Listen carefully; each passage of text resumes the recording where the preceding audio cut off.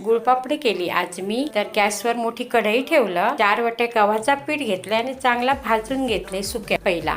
तर 8 ते 10 मिनिटं लागली. मग आता कलर बदलेपर्यंत भाजून घेतलं. नंतर त्याच्यात 1.5 वाटी तूप घातलं आणि ते भाजून घेतलं. जसं छान भाजत दिला तसं 1.5 वाटी त्याच्यात गूळ घातलं. मग ड्रायफ्रूट घेतलेले मिक्सरच्या भांड्यात, बदाम, काजू, वेलदोडे 2 आणि 2 लवंगा. लवंगाचा जरा वास छान येत, मिठाई ती घातली. जसं गोळं हो दिलो तसं ताटली घेतलं, तूप लावलं आणि ते सगळं मिश्रण मी कढईतला ताटलीत घातलंय आणि सगळं थापटून घेतलं.